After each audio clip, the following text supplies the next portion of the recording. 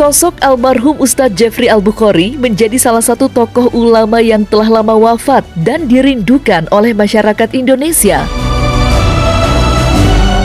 Dan oleh karena itu, belakangan ini netizen baru saja dibuat heboh oleh sosok UJ yang kembali hidup melalui sang anak Abizar Al-Ghifari. Beredar video perihal suaranya yang semakin hari semakin mirip dengan almarhum sang ayah Ustadz Jeffrey Al-Bukhari. Seolah menebar kerinduan bagi para netizen belakangan ini, terlebih gaya penampilan serta parasnya yang semakin mirip dengan sosok almarhum, Umi Pipik pun turut buka suara terkait putra sulungnya yang digadang-gadang merupakan reinkarnasi dari almarhum sang suami. Lantas, seperti apa komentar Umi Pipik akan hal tersebut? Allahu Akbar, Allahu Akbar, Allahu Akbar, La ilaha illallah, Allahu Akbar, Allahu Akbar, walillahil hamd. Allahu Akbar kabira, walhamdulillahi katsira, wa subhanallahi bukratan wa asila, la ilaha illallah wahda. Iya, semakin mirip gitu, makin mirip. Plek ketiplek lah bapaknya dari mulai pakaiannya, jahilnya, isengnya, suaranya udah plek ketiplek. Tadinya saya nggak tahu dia viral itu apa, saya nggak tahu.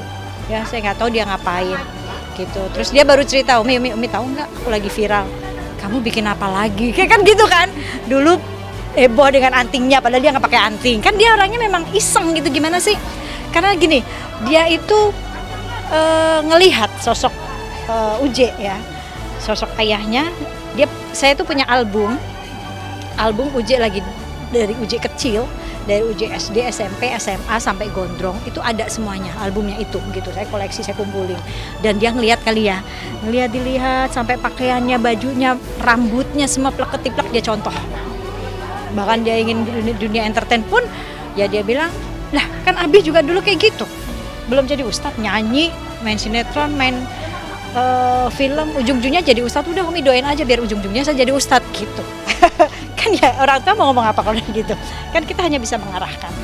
Nah, jadi dia keisengan dia itu ya semata-mata dia nyontoh apa yang dipakai ayahnya, pernah pakai anting walaupun anting-antingan kan gitu. Hanya sebatas buat syuting gitu. Nah, terus saya pikir nih viralnya ngapain lagi nih gitu. Saya nggak tahu, benar-benar nggak tahu. Belum pernah, nggak lihat sosmed juga gitu kan. Terus dia cerita, nih dikasih lihat sama ini, walah gitu, baru saya gitu kan, dada aja kamu, udah gitu. Jadi tiap kali saya ngajak dia kayak ke dokter gigi atau ke rumah Teh Meli yang ditantangin, dia suruh nyanyi itu. Dia capek sendiri. Terus kalau kita live jualan gitu ya, kebetulan kan kita produksi baju koko dia. Kalau saya live sendiri, semua komen nanyanya Abi mana, Bi kamu besok bantuin Umi live deh. Jualan kok juga masuknya buat anak-anak juga gitu kan. Ya udah, dia jualan, dia sambil nyanyi. Abi nyanyi dong ya kayak gitu. Kemarin bikin acara buka puasa di rumah. Kebetulan saya lagi halangan, saya nggak bisa mimpin ibu-ibu sholat. Akhirnya kan ada Abi, Bi gitu. Ya pada seneng ibu-ibunya gitu ya. Begitu Abi turun, gitu. Perasaan dulu nggak gini-gini banget ya. Gitu deh ya, karena mungkin ya apa ya mungkin orang rindu dengan sosok almarhum ya, dan itu ada pada diri Abizar gitu ya. Jadi ya itulah, dia setidaknya mengobati lah, dari suaranya pun juga mirip kan gitu.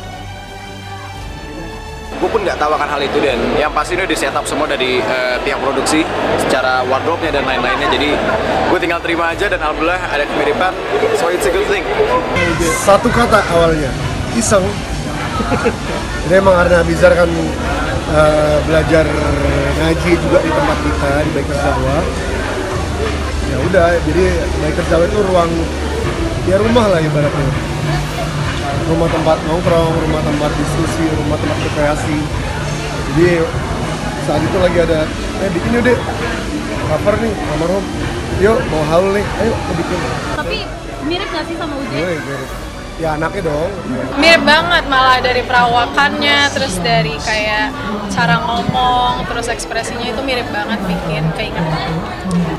Iya, dia semakin hari semakin matang kalau menurut saya ya, semakin hari semakin dewasa, semakin hari kelihatan solehnya, walaupun mungkin orang-orang menilai dia nggak soleh ya, itu mah urusan mereka, semua orang berhak menilai kan, tapi di mata saya ibunya yang lahirin, yang rawat dia dari kecil, dengan berprosesnya, berkembangnya dia sampai sekarang, saya melihat kedewasaan dia.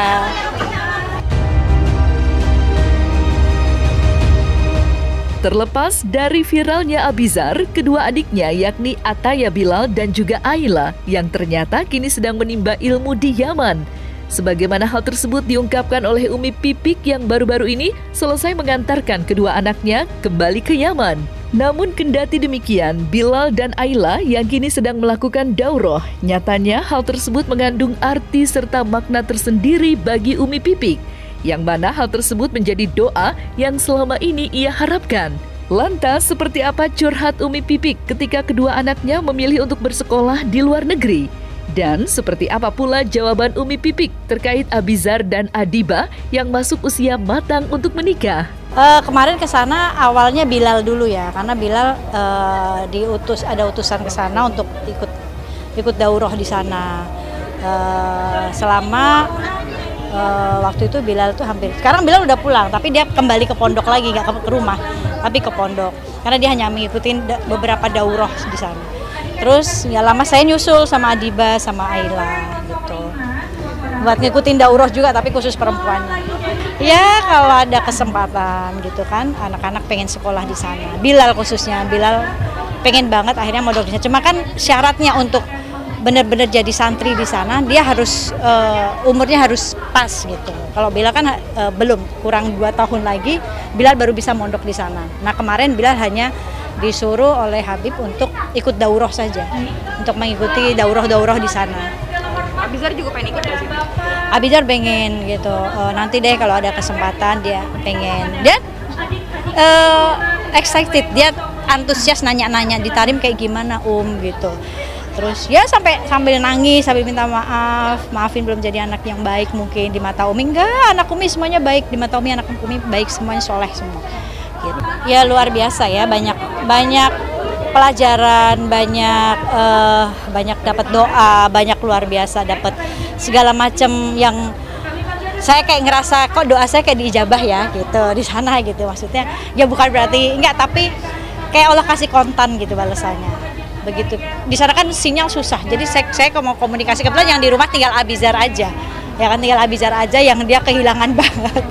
Baru berasa kali ditinggal Uminya lama, terus kakak adiknya nggak ada semua, jadi dia di rumah sendiri, pulang syuting dia sendiri bengong, tiba-tiba akhir syuting dia telepon. Kebetulan sinyal saya itu agak susah di sana.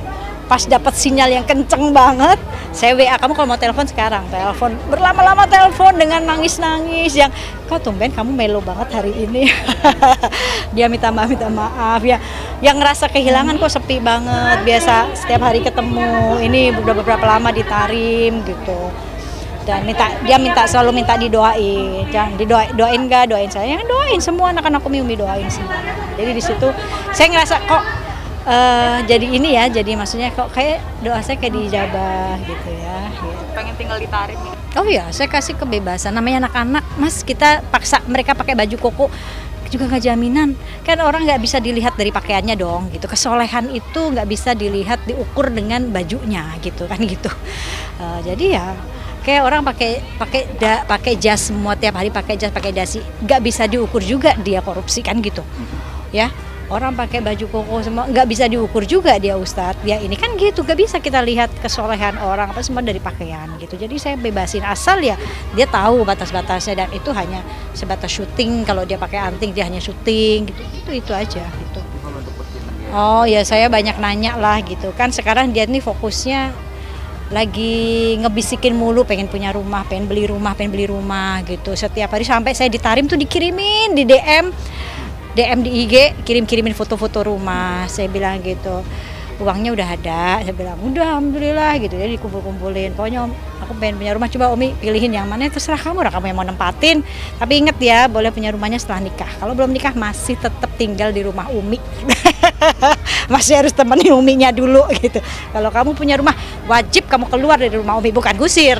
Tapi saya nggak mau gitu, kan hal yang banyak terjadi.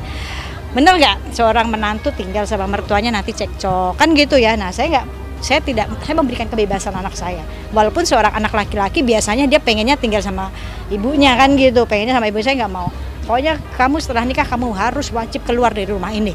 Bukan Umi ngusir, tapi kamu harus memberi kenyamanan pada istri kamu. Karena biasanya Umi nggak mau ada kecemburuan antara mertua dengan menantu. Umi nggak mau begitu. Jadi kamu harus keluar dari sini. Makanya kamu boleh beli rumah, tapi nempatinya nanti kalau kamu udah nikah. Enggak lah, saya enggak. Yang terpenting saya bilang sama Abizar, saya bilang sama Adiba, karena mereka udah cukup umur ya, saya bilang gitu. Buat Abizar, kamu mau cari wanita, nggak usah yang pertama dilihat harus agamanya. Agamanya baik, dia taat sama Allah. Kalau dia taat sama Allah, Allah aja ditaati, apalagi kamu. Dia pasti akan taat sama suaminya gitu. Dia menjaga perintah-perintah Allah, dia menutup aurat. Nggak perlu anaknya orang kaya, saya bilang gitu. Nggak jaminan. Umi nggak, dulu Umi sama Abi nikah nggak punya apa-apa. Abi kamu nggak punya apa-apa kan gitu. Tapi karena melihat agamanya gitu. Jadi kamu lihat agamanya. Buat ya, Adiba juga gitu. Cari laki-laki yang agamanya baik. Kalau dia taat sama Allah, Allah nggak ditinggalin. Dia juga nggak bakalan ninggalin kamu. Dia akan memuliakan gitu. Jadi saya nggak ada harus tipenya begini-begini, enggak. Yang penting agamanya dia baik,